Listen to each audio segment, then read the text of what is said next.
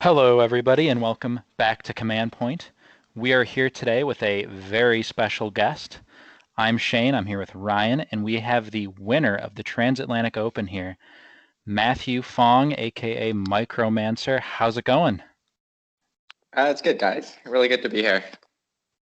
Yeah, it's been like a long time coming. Ryan, how you doing today? I'm doing well. I'm excited to get down to it. Yeah. So, first of all, how's it going, Micro? What's new? What's new for you? Uh, Nothing's new in this apocalyptic world. Just living a quiet life, playing our game. It's Yeah, a simple life. always prepping for the next one, huh? Yeah, exactly. We can talk about that later, though. Yeah. The next one, that is. So I guess Ryan, do you want to get us started with? I know you've got a lot of material just Yeah. waiting in the wings here. Yes, I do. Okay, so basically the format for this interview is basically we're going to be talking about, excuse me, a lot about the list that you had brought to TAO, the who's what, where's, when's, how's, and why's for it and everything, and Okay. talk about basically the overall strategy of the list and how you ran it. And yeah, we'll just take it from there after that. So, first off, the first question I have for you is why did you decide to take Astra Militarum for the Transatlantic Open? So it really came from just looking at the format on the board. Um, we're looking at like a really open board with objectives that are standing in the open, and a like a primary format that rewards holding more than killing. And so it's like a weird mix of like you are really incentivized to be on objectives, but it's super dangerous to stand on them. Mm-hmm. Um, so yeah, I was trying to make some melee teams work early on, or some more hordy teams, but I was just finding like I was just getting shot off of objectives. So I really gravitated towards Astra Militarum because I was like, well, you know what? Gottfried can hold an objective, stand in the open, and just not worry about getting shot. Mm-hmm. And then I've got a bunch of like movement hijinks with like move, or Ryan and Rouse, where they can survive the dangerous part of the phase in cover and then hop onto an objective to score a point later on once it's safe. So that was kind of my starting point for looking at the team. Cool, cool. Very interesting. I was actually wondering before you decided on Astra Militarum, was there anything else that was there like a long process where you were deciding between that and another faction maybe, or how close did you get with anything else? I as we've seen, this board can be like really punishing to factions that aren't suited to it. Hmm. So it was a quick process of like I think I tried heretics on it a little bit and gave up really quick. I had been working on some Gene Stealer cult stuff for the LVO packet, and I tried adapting that, but again, like it just with no line of sight blocking cover to speak of, that got discarded pretty quickly as well. And then I think I settled on Astra. All right. So, can you go ahead and take us down basically all the models that were in your command roster that you decided to go with? Sure. Do you want me to just like list them off or like talk Yeah, about just rules? yeah, just list them off, and then we can kind of get into the nitty gritty for all those key models. Okay. Once we're through it. Okay. So for leaders, there's only one leader, a special weapon guardsman with a last gun. Specialists, I've got a demo with a flamer, a demo with a hotshot volley gun. I've got a heavy with a hotshot volley gun and a heavy with a melta gun. And then a Tempester medic with a plasma pistol power fist and a Tempester medic with a bolt pistol power fist. That's all for specialists. For the retainers, there's Gottfried, Pius, and Ryan. And then Rouse would be at the top of non-specs. Mm-hmm. Um, For non-specs, I've got 1 plain guardsman, 2 flamers, 2 plasma guns, a scion with a plasma gun, a scion with a hotshot volley gun, and 2 sergeants with one with a plasma pistol power sword and 1 bolt pistol chainsword. I think that's the roster, yeah? Yeah, that looks about it. So very interesting list here. You went with the Catachan sub-faction, so that's great because, it buffs up Godfrey to having strength 4, and Right. everything else other than your scions on this are going to be bumped up to strength 4, basically. Were any of the models that Astra Militarum could take that you wound up putting on this list, are there any that you considered to be auto takes? Gottfried's the only straight 100% auto take. I guess like him and the leader, right? You don't have a choice on that guy. Yeah. And then after that, it pretty much Ryan and Rouse. There was one game where I didn't bring them against, what was it? Sisters of Silence. But in general, I'm gonna be always trying to bring them. I'll sacrifice a lot of stuff before I drop those guys. Yeah. Hey, the rest of it was pretty flexible. You're in good company when it comes to Ryan and Rouse fan club. Yeah. Yeah, this is it right here. I've got to say, I've got to give Shane credit. He's the one that really turned me on to Ryan and Rouse in particular, and then both him and Tom Larachelle, who kind of pioneered Catachan lists in different forms.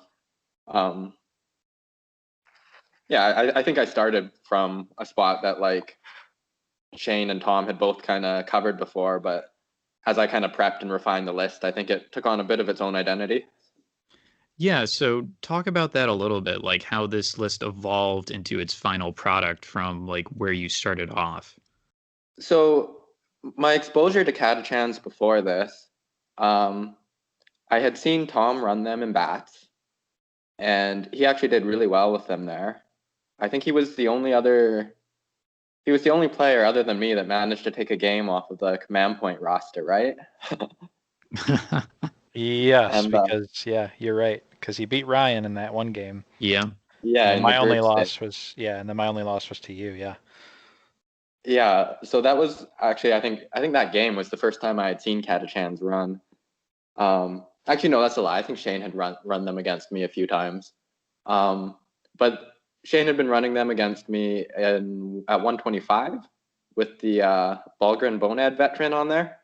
Oh, yeah. And so the list I had been exposed to was kind of like Gottfried, the Balgrin, usually Pius, Ryan and Rouse, and then I think the Tempester and the Sergeant and maybe another model or two. Yeah, a couple gunners would usually make their way in there. Yeah. And so that's kind of where I started with this list. I was trying to adapt it to an open board and 100, and kind of quickly realized I had to drop the Balgrin in favor of some more shooting. And so I kind of, when I'm looking at a matchup, it would kind of start with Gottfried, the twins, the Sergeant, the Tempester, and some gunners. And then depending on the matchup, I'd kind of start looking at what I could cut from that and start putting in some more efficient weaponry. It kind of, especially on this board, the Sergeant and the Tempesta were some of the first models I would look at cutting for each faction. Just if I would keep them in if I really thought they had a purpose, but early on, I think I was trying to force them into matchups that they just weren't suited for. So about matchups, what matchups were you really expecting to be coming up against? What factions were you expecting to be paired up against in this tournament that you were worried about, I guess? That I was worried about. Yeah, I was that really you're worried about building the Drukhari. roster for. Yeah. Drukhari was a big one. Everybody knew they were kind of a boogeyman going in. And then the only prep game I had against Drukhari, Shane stomped me in it. And so I theory crafted an answer, but I never got a chance to practice it to see if it would actually play out the way I thought it would before the Uh-huh. tournament started. Some other ones I thought would do really well. I thought like TAO was an A+ team for this matchup or this packet. I never ran into them in the tournament, but I think they would have been a hard one to compete with. Yeah. Yeah, you're welcome. And yeah, thank you. That was a very close. It came very close to happening. Yes. And then I was a little worried about just like a huge NID swarm as well. Yeah, those All right. NIDs at 100 points, they can swarm for sure. Mm-hmm. Yeah. I wanted to talk before we move on from I guess we kind of moved on a little bit from the list, but there was one thing I wanted to touch back on. I feel like every Katachan player, they kind of reach the point in their prep where they have to come to the, I guess, decision to not run Pious as much as they might want to because it is a really cool model. Can you talk a little bit about that? Because I know that you hit that point eventually. I guess just talk about Pious Vorn and her role in the roster. Yeah, she's a very specialized part of it. I think it's a mistake to include her as just like an auto take. Like she has a very good weapon. She has really good output in melee, but in general she is a squishy model. So I was very willing to take her in matchups where I thought I could get her to work, but you have to be careful with her. Like as good as she is, she's also kind of she can end up being a bit of like a counterplay or like give your opponent a lot of counterplay to what the rest of your army is doing. I found like, for example, against like an Akathist or something, she has the potential to kill the Akathist. The Akathist has the potential to kill her, right? Yeah. So on some level, she can do something that most guard models don't have a chance of doing, and that's like take that model toe to toe in close combat. But you're probably looking at also winning like a decisive strike coin flip there, or like just having one initiative or whatever to get the charge off. And if you don't kill that model, and maybe it's the Akathist and like 3 mandrakes or something that hopped onto her, all of a sudden you've like lost that coin flip, you've lost Pious, and you've also given like those 4 or 5 models like a safety island of melee where they can hide from the rest of your shooting team, right? So Yeah. that's kind of why I started dialing back on her, was just she's very good, but sometimes she doesn't synergize with the rest of the team very well. Does that make sense? Yeah, no, I totally agree with pretty much everything you said. I just thought it would be interesting to hear kind of your process on I guess breaking down and understanding Pious Vorn, because you look at the model in the data sheet and the points cost, and it's easy to see it for the first time and think, wow, this is like an auto include. Yeah. But in practice, it really isn't much of an auto include, and it does have its place, but it's specialized, like you said. Yeah. I think that was one of the bigger learning curves I had to figure out with guard. I think early on I was playing like very aggressive with like some of my models, like the Tempester and Pious and the Flamers. And that's kind of like how I was used to playing from Heretics. But yeah, I was just running into situations like I described where like as good as they are at what they do, all of a sudden like I'm standing on like opponents' objectives with them, fighting in close combat and like dying over there. And then all of a sudden those were like opponents that I wasn't able to shoot that turn that got a kill in melee and are now scoring an objective that I wasn't able to contest anymore. So yeah, just trying to get used to how those models interact with the shooting team behind them as opposed to how they interact with like a melee team behind them was maybe one of the bigger elements of play I had to fine tune for this tournament. So I guess speaking of like model synergies, you've got you've got a lot of great shooting in this list. You got a lot of great close combat in this list. So I guess we can talk about basically how you ran it. What was your overall strategy for running this command roster? And did you ever have to change or adapt your strategy during the tournament? Yeah, that's like a tricky question because guard is so flexible. Mm-hmm. Like I don't know if there's two matchups that I would play exactly the same. Oh, wow. Okay. Um, like there's just like I can run from like really heavy on melee, like from Gottfried, Pius, the Tempester, and the Sarge, to like just Gottfried for melee. Um, I can run the gambit from like playing like a super positional game with like just like move shenanigans and like not very killy models to like a very balls to the wall, kill everything in your path kind of list. Yeah, yeah. Yeah, it would be really hard to pin down like an overall strategy for the entire tournament. Besides Gottfried in the middle and Rouse in reserve. Yeah, yeah, that was the one constant that I had noticed. Yeah. And I guess we can talk about later on, we can talk about your strategies going into like the last best of three series against Dangerfro and what strategies you use there. Um, Yeah. so in your roster, you've got some models like just like a plain old guardsman with nothing but a las gun, or a sergeant guardsman who's just got like the chainsword and bolt pistol, which I don't think a lot of players would even consider taking. Instead, Right. choosing to use those points elsewhere in their kill team to either bring in, I don't know, like another plasma gunner or something like that.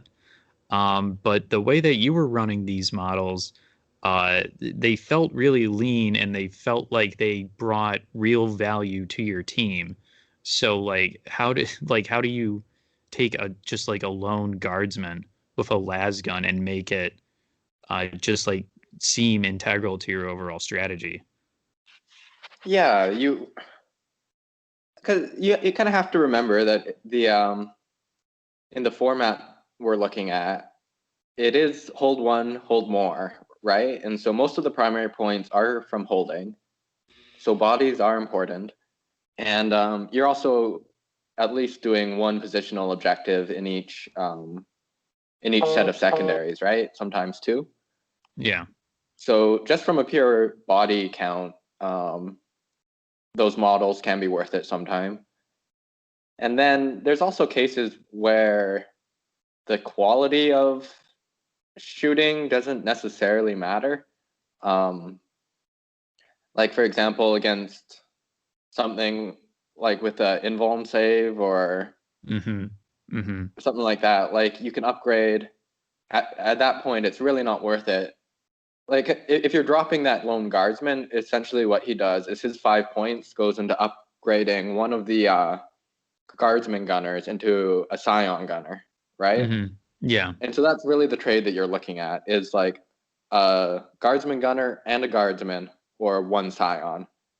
And if you're looking at a matchup where you don't need that extra ballistic skill and you think an extra body will help you, whether it's for screening or you just don't think like a plasma gun or something like that is going to do you any good, then that's where that extra body becomes really nice. Yeah. Before we get into the just like looking back on your best of three series against Danger Fro, Shane, do you have any other questions? Yeah, I mean, I guess were there any, I mean, it seemed I was paying attention to your games as much as I could throughout the tournament. Um, were there any games before the best of three that were, I guess, more challenging or particularly like Yeah. interesting matchup wise that you wanted to talk about? Most of the games leading up to most of the early games in the tournament were pretty one-sided. I thought the game with James Skinner and the Thousand Sons was pretty interesting. Yeah. He played like a really interesting strategy that like almost completely ignored the objectives on the board. Really like castled in one corner, and he made like really sick familiar play. What's that tactic called? A malicious familiar. Malicious familiar play to try and double or triple mortal Gottfried out of action on turn 1. That almost worked. It almost worked. Yeah. So I think leading up to, but before the finals, that was probably the most interesting game of the bunch. I was really worried for my game with you, Ryan. I think that was my first game in the playoffs. Just because that was the first time I tried running that anti-Drakari strategy, and it worked. I thought it was going to work in my head, but like I said, I hadn't been able to test it. So yeah, I was just picturing things going wrong all over the place. Yeah, no, it certainly worked. So, back about James's triple mortal wound pile-on onto Gottfried. In that game, like, had Gottfried gotten taken out turn 1, where do you think you would have been in that game? Do you think that you still would have pulled it out, or how concerned are you for Gottfried's safety and well-being and how that translates into the success of your kill team? So in that matchup, Gottfried's better. In that matchup, I'm really not looking for Gottfried to kill anything. Right. But I am hoping for him to anchor my team leadership-wise, just because Thousand Suns is so good at just like passing out injuries. And so they can force you to a break check pretty quick. And that's how I'd seen James win some of his other games this tournament, was kind of playing in a similar manner, like really ignoring objectives and just kind of forcing break checks on the opponent really early. So I don't think I would have auto lost or anything if Gottfried had gone down. I think I would have still had a chance. Like the models I had on the board are still very good against what he has. But if Gottfried goes down and I'm on like a break check, and if I break like if I run into like big leadership problems turn 3, you could see a comeback in the points, I think. Yeah. There was one thing I wanted to talk about as far as potential matchups go. We mentioned that Drakari was kind of a boogeyman going into this tournament, but I feel like there was another boogeyman that didn't actually make it to the tournament, and that's Necrons. Nobody played them at all. How do you feel your list would have done against Necrons? Because I feel like they're such a unique challenge, and they present such an interesting, I guess, like an interesting situation to a lot of teams. So I guess, how do you feel that your Catachan list or roster as it was would have handled a potential Novak Necron matchup? Yeah, I think Necrons are you're never gonna have a team out there that's like, no, I answer Necrons. Like this, I got this, right? Like I don't think that team exists. But I think Guard has a lot of tools that other teams would be envious of to like have at their disposal for that matchup. Like you have a model that can actually survive in combat against the Lich Guard. You have like the shooting options to make a Lich Guard very dangerous for your opponent to take, right? And then against played ones, you have you've got lots of plasma and hot shots, right? And both of those are good options against that kind of threat, as well as like the Tempester. I think is really good in that matchup. Maybe even the Sergeant. I'm not 100% sold on him just because of the strength 4 against toughness 4. Yeah. So yeah, I think the board would probably favor Guard. I don't know. I think if you're gonna play against Necrons, the TAO board is the place to do it. Maybe. Yeah. With like a shooting team like this. That's fair. Right? Yeah. Yeah. I mean, I was actually experimenting before I chose Drakari. You know this. I was experimenting with Mephrit Necrons just to see if there was anything there. It was an open board for sure. very open. Yeah. It was yeah, and there's not a ton of cover, so I think you could even get shots on stuff that isn't obscured and shit. Yeah. Yeah. So I don't know. I don't think it wouldn't have been an auto win, but I think I would have had a good chance. Yeah, as good a chance as you can. I guess Yeah. a like that. Yeah. I guess another matchup I kind of want to throw out there that almost happened but just didn't quite materialize. There was a player in my group, I think his name was Alfonso, who was bringing Harlequins. I guess he has a bit of a reputation as a Harlequin player. Oh, yes. But he ended up dropping out of the tournament kind of last minute. So I've been prepping for that matchup and had some cool stuff planned, but he also was bringing kind of an interesting list that I'd be really curious to see how that would have looked. Well, so I guess you got to tell us now. What would your answer what was the to cool Harlequins? stuff? Yeah. Okay. The answer to Harlequin. Okay, so that was one of the reasons why I had the triple hotshot volley gun Scion on there. But it would have looked kind of different. In that matchup, I was planning on having all three of them in reserve, as well as Rouse. And then deploy, like, I was gonna, so deployment starts, I start putting like all four of my models into reserve, and then I was hoping that I was just gonna pile all of my remaining guys on one side of the board, as far away from whichever side he has more guys deployed on. And then turn one, I was only going to have Gottfried stand on an objective. Yeah. And then everybody else is like as far away as possible in a corner where I can and my leader has like the Tempester in front of him. I think Ryan has the Sergeant in front of him. So if he does get a long charge off, at least I can fix bayonets first. Yeah, and so I managed to get like a few practice games with that strategy against Tom, who, besides being a Catachan player, is also a good Harlequin player. And it was working pretty well. It was like I was going really low on the positional side of things. Like I was pretty much just relying on Gottfried to score one objective a turn, and then trying to really just kill his models from a distance that he couldn't charge at.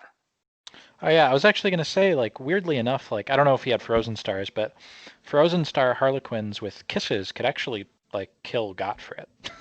Yeah. That is a real threat.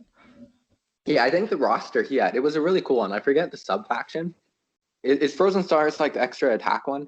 Yeah, it's one extra attack on a charge. Yeah, so he did have a Frozen Stars roster with 2 kisses on it, I think. But the other half of his roster was a sub faction that you don't see very often. I forget what it's called, but what it does is it gives you models within like 1 inch of you get, I think, -1 to their leadership.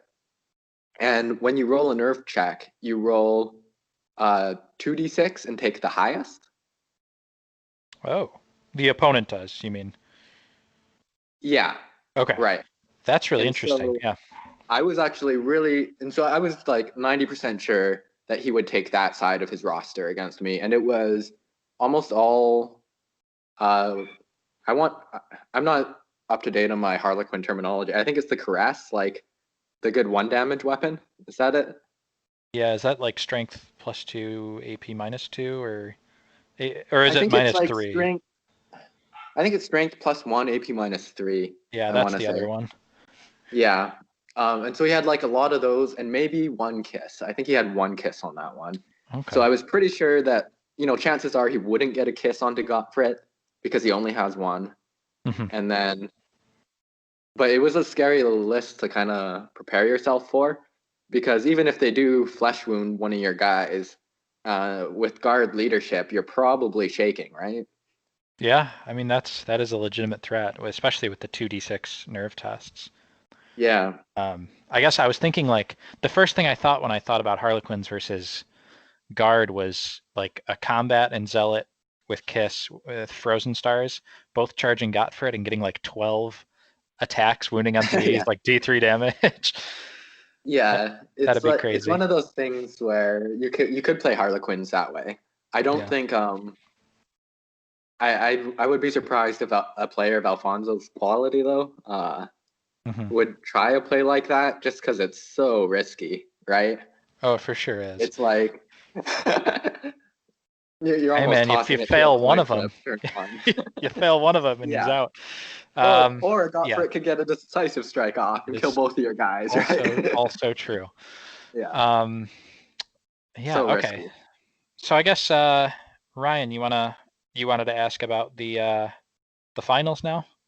Yeah. So I guess if this happened like a few weeks ago, but if you could, try to take us back to right before the finals and basically how you were prepping against Dangerfro and his Drakari list. You had pretty much minimum information. Really, all you had was your opponent's list, but you didn't know until the day of, at the very least, what map and what secondaries list you were going to be playing on. So Dangerfro had his roster split into 3 sections, right? He had the Racks, the Kabalites, and the Witches. Mm-hmm. I was pretty confident I wasn't going to see the Witches, and if he did bring them, I was just going to take that as like, okay, that's good for me. It's okay that I didn't prep this. Yeah. I'll just wing that one. But I came up with a general game plan for what I wanted to do against both the other parts of his list. And then I practiced my deployment and turn 1 movement again for what I wanted to do against his other lists.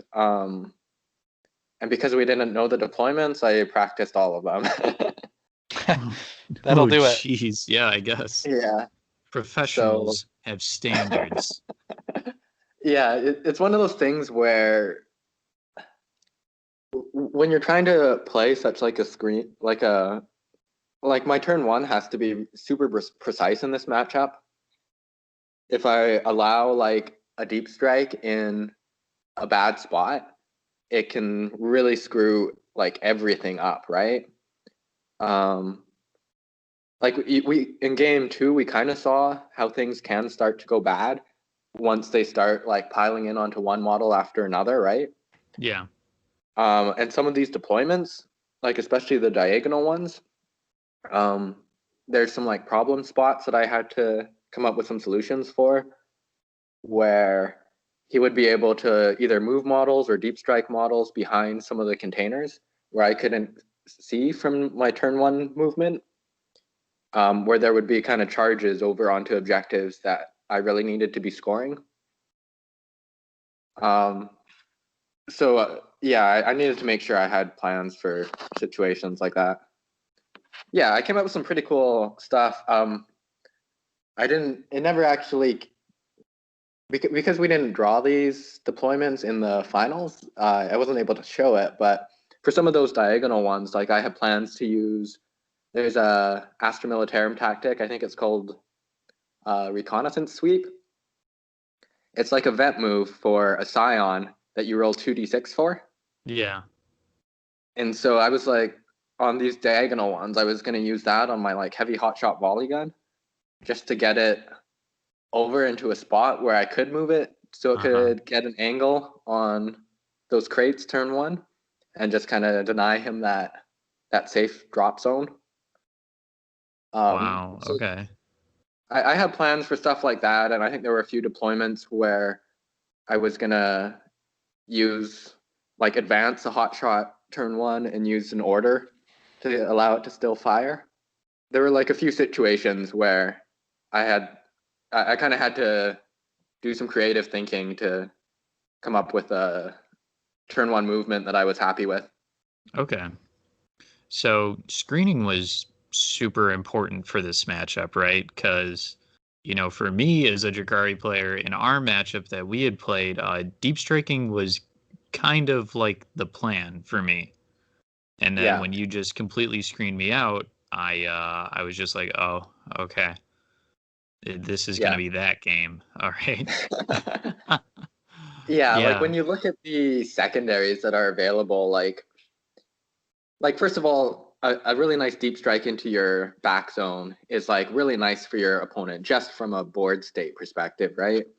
Right. But then also from a scoring state, like all the positional objectives that Drakari wants to be taking, like they really don't want to contest domination on Gottfried. They don't want to be taking proximity alert, because if they're getting into melee, they want to be killing you. Mm-hmm. They don't want to be taking the board edges one, because there's no cover along the edges. So really, Drakari is hoping to get either recon sweep or engage on all fronts as their positionals, right? Yeah. How did you feel about engage on all fronts? Yeah. So for them, I thought if I screen them out of my deployment, it's very easy. Like I have so much firepower that if I direct it at like the models which are closest to me, which are the most threatening ones and the ones I want to be targeting anyways, like I can probably shoot them off of one of my own board quarters. So I thought that one was very hard for them to score, as well as, and then recon sweep was also hard for them to score just from the screening, and then the same issue that I can just kind of shoot them as they get close. Engage on all fronts was great for me, just with all the, like you guys have talked about the action economy of Guard before, just with like Ryan and Rouse jumping everywhere, move. And it's so easy to just get Gottfried in like one of their board quarters early on and just not have to worry about losing that position. Okay. So take us now into turn one. You're sitting across the virtual table from Dangerfro, and he pulls up with his Cabalites. So how were you feeling when you saw those? Was that what you were expecting, or were you expecting the racks? What were you thinking? Yeah, I was expecting the Cabalites. I think he'd already seen me play against your racks, right? No, or I like think, a rack. yeah, I think it may have been literally a rack. A rack. Yeah. Yeah, I think he had seen that. Yeah, I was expecting him to try the Cabalites first, especially on that deployment, which was a little farther apart. Yeah. I was kind of curious about how that one would go. I went in thinking I would have to play more aggressive than I had against the other teams, just because he could kind of match my shooting. You know what I mean? Yeah. Like it's not like one of those teams where they've only got 2 shooting models. Like he's got, I think, 3 mandrakes, the 2 gunners, and then even though their guns aren't amazing, there were 2 other Cabalites there, that at least 2 with splinter rifles, right? Even though the guns aren't amazing, they're still ignoring obscurity, so they're pretty accurate. So yeah, I knew I had to kind of come up with a solution for the Dark Lance. I wanted to be aggressive with my Sergeant and my Flamer and Gottfried. That was kind of my game plan going in there. So how did you basically like hard counter that Dark Lance? Because that was the scariest thing that he was fielding against you. Right. Yeah, I wouldn't say I have a hard counter for it. I was able to neutralize it, I think, turn 1, I went second. Like he had to move first. Yeah. So I was able to just deny it any shots. Yeah. And then I think I used move on like my Flamer to get him out of the way of a shot as well. I'd kind of been always planning on doing that, but and then later on in the game, I managed to set up a blind charge from the same Flamer onto the Dark Lance. Yeah. Which I think kind of pinned it in place turn 3. And I think turn 4, Gottfried finally. I guess you could say Gottfried was the hard counter. Yeah, no, definitely. I think turn 4, Gottfried finally managed to chase them down and put an end to that. Yeah. Awesome. Shane, do you have any questions about game 1 for him? Yeah, I guess thinking back on game one, there's one moment that you and I talked about a little bit. I believe this was game one, that I thought it would be funny just to hear you talk about for the pod.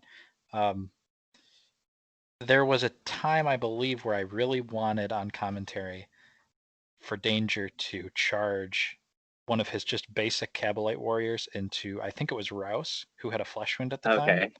Yeah. Um, and it would have been like a very high percentage kill, actually, and it probably would have been the most use he could have gotten out of just like a naked Cabalite warrior. Um, was this something that you were worried about in that game, like when in that round, like when you saw it on the board? Yeah, okay. So this is so this stems from like a decision that I made at the end of turn one shooting. And so Rouse jumps in off the board edge, chucks his grenade at a Mandrake, I believe. Um, and then he uses his I decide to Scarper him over onto one of Danger's objectives, very close to one of his Cobblites. Um, and I remember thinking about this move when I made it, because I was like, this is this could be a bad move. Like, I could see that Cobblite charging in at the top of turn two, getting onto Rouse. I think Rouse had one wound left or a flesh wound. The Cobblite has like a decent chance to at least stick another flesh wound on him. But more importantly, like we were kind of talking about before, it would it kind of gives Danger that island that he might need, where he can kind of like pile a few models onto, on his side of the board, get a kill, hide from my shooting for a turn, and then still score that objective for himself the following turn. So I knew it was a risky play. Mm-hmm. But it was also turn one of a best of three, and I really wanted to see if Danger would take it or not. I remember, like, I moved him there, and I'm like, Shane charges. I know Shane would charge with that Cobblite gunner, but I'm not sure if Danger will charge, and I wanted to kind of get that read on him early on, so that I knew how aggressive I could be later on, if that makes sense. Yeah, just testing wow. testing Okay. the waters to see how much of a madman he is. That's crazy. Yeah. That's crazy, actually. Okay, so you were able to take game one, and then going into turn two, he pulls out his racks. Yeah. And you went with the same exact list that you took against his Cavalites. Why? Why? Why did you not make any adjustments or anything to your list? Oh, like in my experience, it's really the same models that you want against both. Like you still want the high volume of shots. Like you don't want to start trading hot shots for plasma guns. You know what I mean? Yeah. It doesn't. It might help you against the toughness, but it doesn't help you against the invulns. And it, yeah, like it. You're definitely less killy against the racks, but the racks are also less killy against you in return, which is nice. Yeah. Yeah, I was really hoping to play like a similar style of game to how I was playing against like the straight mandrakes. I knew I Yeah. would kill a little less, but I also knew that it wouldn't be the end of the world if he got in on something, just because, like I said, his models aren't the killiest either. The way that he wound up deploying his models, where he had a lot of racks over on one side of the board, where you had sort of more evenly spaced your models across your entire board edge deployment zone. Was that cause for concern for you at all, or was that kind of like, okay, he's putting all of his eggs in one basket. Now I have a lot more freedom to do what I want to do and play my game. Yeah, initially I thought it was pretty good for me. I thought just having that open side of the board would allow me to kind of like shift a lot of my shooting over there, and then I figured like he would still never be able to control the center, and it would he would still be stuck onto 2 objectives at best, both of which I could still shoot from the other side of the board. So I thought it would be good. I think it ended up being a pretty good play from his side of things. I wasn't able to get the out of actions I needed turn 1. Yeah. And he was kind of able to start jumping on my models faster than they could run away. So yeah, I think that was kind of like a really good example of how things can go bad for my list. I think his Akathist in particular, which is like the one model I really needed to deal with, ended up being like a huge problem because it's kind of his electrocorrosive whip is kind of the exception to the rule that racks aren't that killy, right? It's multi-damage, it's got lots of attacks. I think I stuck a flesh wound on him turn 1 instead of taking him out of action, and he was able to. I think he eventually killed like Rhine and a Scion and maybe another model as well with that guy. Yeah. Yeah, it really became a big problem. Yeah, rounds 2 and 3 of that game, it was pretty like touch and go. It was a real toss up. I think you guys were neck and neck, or I think like Dangerfro had a 1-point lead at one point. Yeah. So how do you remember how you were able to like kind of rein it back in and close out that game? Yeah, I think there was finally a moment in turn 3 where I finally either had enough distance with my models that they weren't in like a ton of danger anymore. Mm-hmm. And like either I had distance or he had killed the ones that couldn't make it out. Yeah. And so I think kind of turn 3 was around where like my shooting options started to open up again. Uh-huh.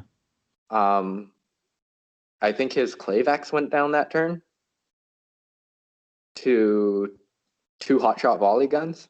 Mm-hmm. Gottfried was still like kind of stuck in a noodle fight in the middle of the board. Yeah. And so I think that was the beginning of like me starting to edge back in on the points. And it set me up for a nice turn 4 where I had a lot of, I think turn 4, I was rolling a lot of dice and he didn't have an option or the opportunity to roll a bunch. So I think it was really kind of, turn 3 where things turned around. I finally managed to retreat my guys into a position I liked, and he was finally kind of getting stuck over on that one side that he had committed to. Yeah. All right, cool. Shane, do you have any other questions about game 2? Not so much about game 2, but I have one more question about the series in general. Obviously, game 2 was very close. Did you have anything like a contingency plan in mind if you lost that game that you would have tried out in game 3, or do you think you would have just stuck with the same list? Obviously, it would have depended on the deployment, but I guess just generally speaking. Yeah, depending. I think I would have stuck with the same list. It felt. I'm not 100% sure, but I kind of had the feeling that my list should have been performing a little better than it did those games. Like I think my hotshots were performing kind of like well below average. Mm-hmm. I would agree with that. Yeah, we got that vibe. I think some of my other models like kind of performed above average, which compensated a bit. But I think if I had kind of stuck to my guns, pursued a similar strategy, and if those particular units came back around for me, I think that some of those games might have looked a bit different. Okay. Just stick to the hot shot volley guns. Okay. Yeah, the hot shots were I was saying in the commentary that I think this is the worst I've ever seen Micro's hot shot volley guns do. Yeah. I remember that. Before that in the tournament that they never missed. Like they never missed all 4 shots. There would always be at least one hit, even if it was 6s or something. Yeah. Yeah, it was kind of crazy. Yeah, because I was watching you play against a lot of Drakari and like Mandrakes, and every time I would be like, surely he's not going to get a hit one of these times. But you'd always get one of them through, and that Yeah. weapon was just so effective at taking Mandrakes off the board. Yeah. I think in the whole final, so games, I brought 3 hot shots both games, and I think that they ended up winning the series for me because, like turn 4 of game 2, they killed 2 guys in the middle. I think my demo hotshot killed 2 Yeah. guys with his last round of shooting, which Mhm. dropped 2 bounties that Gottfried was able to pick up and win the series. But I think that was literally the only like out of action or flesh wound that they did the entire series, all 6 of them. Yeah. And speaking of underperforming, in both games in the finals, Rouse's grenade failed to kill. Completely whiffed. Yeah. Yeah. Did that Yeah, a little bit of a ever heartbreaker. did that ever happen the rest like in any other games in the tournament where Rouse didn't kill with his grenade after coming in? Yeah. Yeah. Okay. Yeah, Is I it? think he really consistently gets to a flesh wound or like at least an injury roll. Uh-huh. But it's still like a D3 damage weapon. So I think there were definitely games where like he would roll a 1 on the damage or something like that. Mm. Yeah. Um, and there were some games where I didn't. Um, I think I had a game or two where I didn't even like throw the grenade turn 1. Okay. Ryan, did you have anything else you wanted to ask about the finals? During the finals, we saw you use a significant amount of like Astra Militarum specific tactics, just like faction tactics. The way you use them a lot more than a lot of other people do in competitive kill team. Mm. Was that just is that just like your MO? Do you just enjoy using them, or do you Um, think that Astra Militarum has a lot of really good tactics? yeah, I think they have amazing tactics. Like when I'm playing my heretics, I pretty much just stick to core. Um, just like decisive move, decisive charge. Mm-hmm. Here's a Mm-hmm. reroll. Um, Astra Militarum, like especially their defensive ones, are like super super nice situationally. Um, a lot of teams have that I was playing against. They would have like 1 or 2 good shooting models. You know what I mean? Yeah. So they can't really match my output of shooting, and then if I can neuter, like if they're trying to gang up and kill one of my guys in return, and I pop attack like the get down tactic, so now they're Yeah. -1 to hit, right? All of a sudden the shooting they do have is nerfed for that round as well, and so their output goes to like 0, or they do get that flesh, or they do get to that injury roll, but my guy's in cover and you pop fight for your life, and now you need a 6 to kill him, right? All of a sudden that guy might as well be a Necron, right?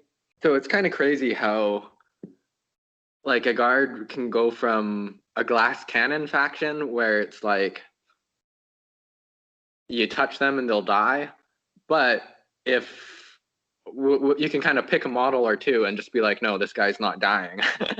Yeah. And That's funny. I find that really strong because Yeah. your output doesn't really get affected as the game goes on if you can keep models alive. So I Mm-hmm. think in general, I was really prioritizing keeping my own models alive more than um, directing my CP towards outing opponents' models. Mm. Um, I would rather save the CP to like for one of those tactics than like overcharge a lot of plasma or like reroll wound rolls and stuff like that. In general, like there's a time and place for everything, but if I can even just like keep 1 damage injury rolls coming in every turn on my opponent, those usually have a way of catching up. Yeah. Um, and if my models just aren't going out of action, I'll be able to do that all game long. So I wanted to talk to you now, I guess moving past TAO and just like looking forward to the Worldwide Open, which is coming up in less than 2 weeks. How's your prep been for that? It's been interesting. It's been Yeah. like really up and down. So you've obviously, the last tournament you ran Heretics, this tournament you ran Astra Militarum. Are you looking at those factions now, or are you trying to do something different for the Worldwide Open? I'm trying to do something different. I was really looking at running Heretics for it again. I don't think I'm going to. Uh-huh. It doesn't feel quite. It doesn't feel quite there for me at like 100 points and on some of those boards. I love playing Heretics in like a situation that feels good for them. In a situation that they're not suited for, they are just like one of the least fun teams to play. Yeah. Like you, like your fun models just get like killed before they get in there, and then your like team breaks, and you're just sad, and you're like, oh, okay, I don't get to play anymore. Yeah. Yeah, it's kind of So- interesting because one thing I wanted to bring up about that was last year at Nova, which is the Nova packet and the Worldwide Open packet, for the listeners that are unaware, are basically the same thing. Last year at Nova, I believe it was it Will or was it Matt? I think it was Will Blood, another Heretic player who actually placed, I think it was 4th at that tournament with Heretics. I don't know exactly what it was that he was doing. I think he was running Berserkers, but so like what about it to you looks like non-advantageous, I guess? It's the zero line of sight blocking on the open board that just makes it so hard, especially at 100 points. If you are trying to run the Berserkers, you end up running with 3 Berserkers and just having nowhere to hide them. Like, yeah, the obscurity is good, but like some shooting factions that like they don't care if you're obscured, right? They can just like remove that. Yeah. Or they have the multi damage that they can get the kill anyways.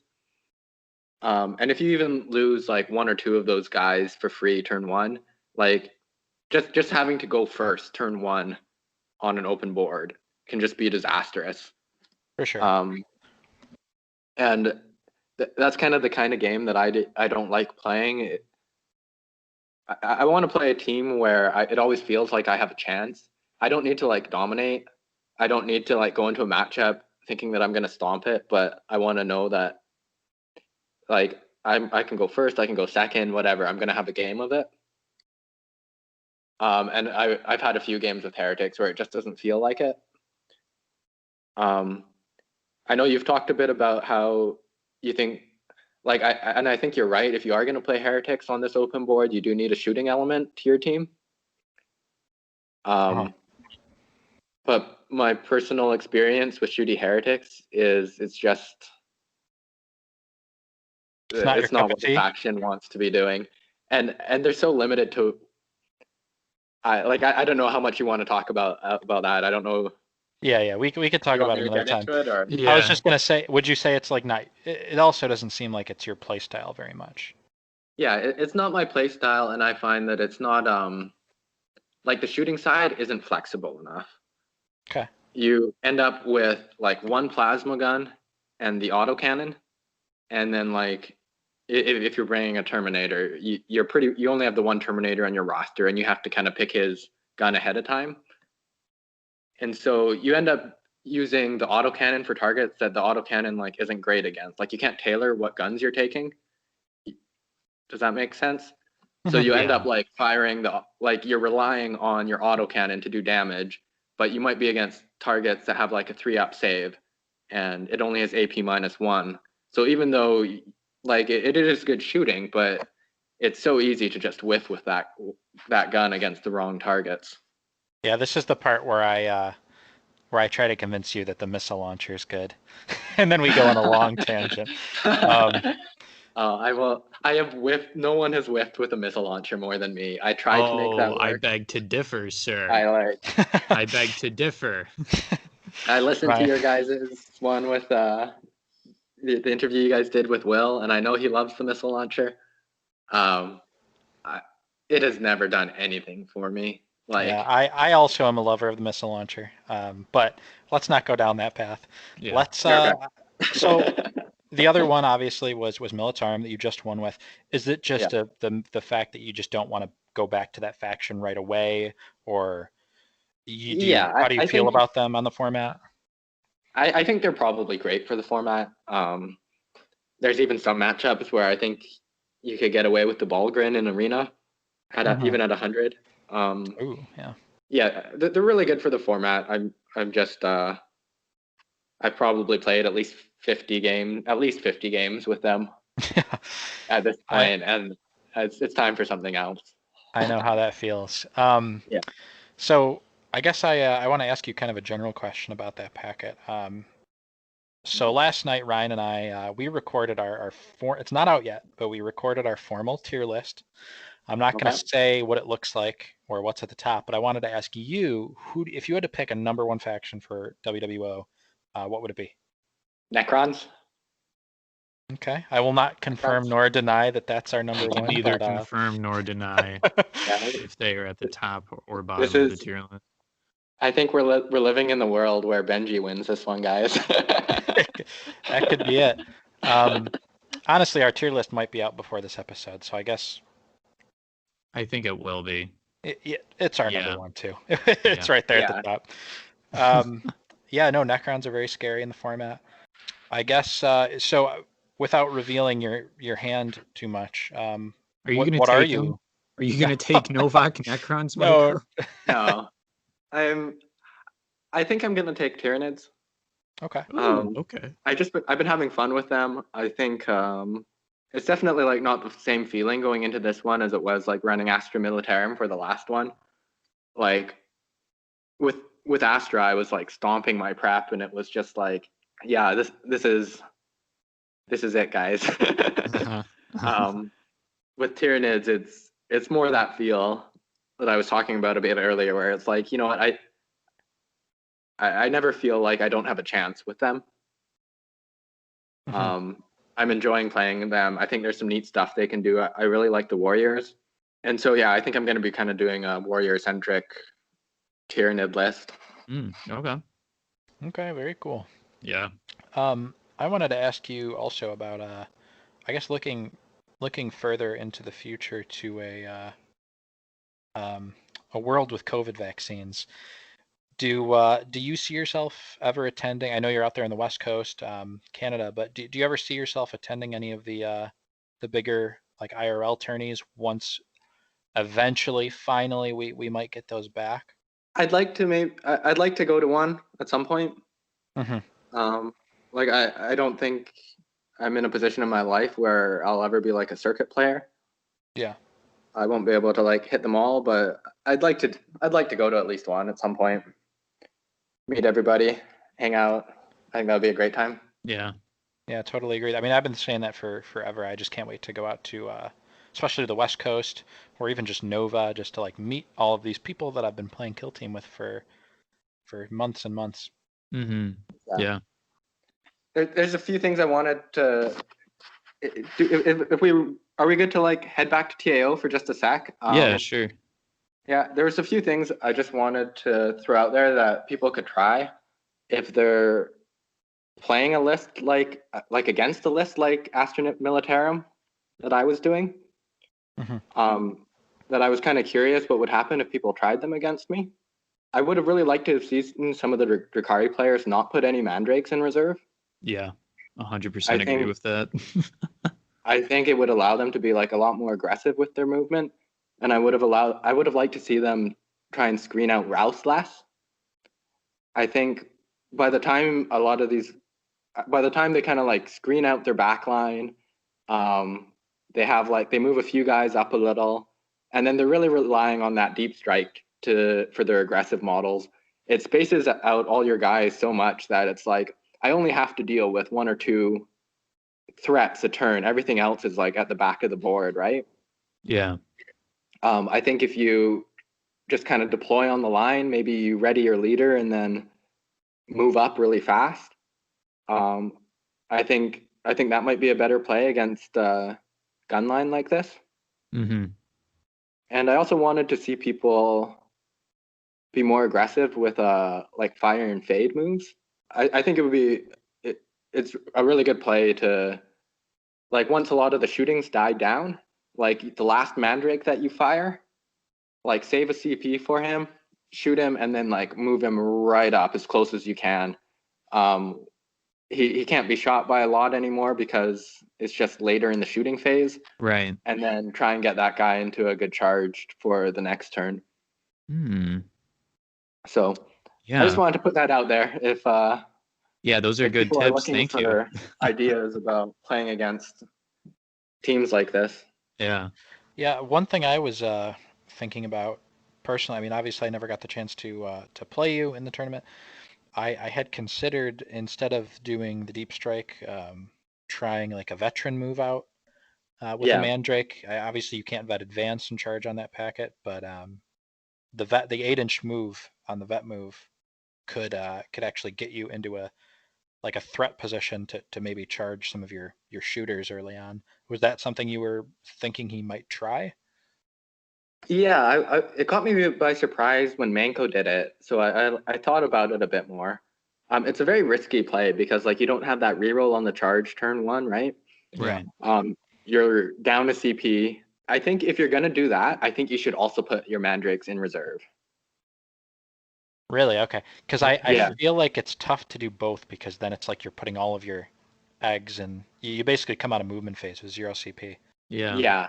But I think on some of these deployments, I think you might be able to vet move into a space where if I move into contest, like I think you can use that vet to clear space to deep strike your Mandrake safely, which I like better than relying on him making like, because I think of most of these packets, even with an eight, like at like what kind of charge distances are we looking at here at minimum?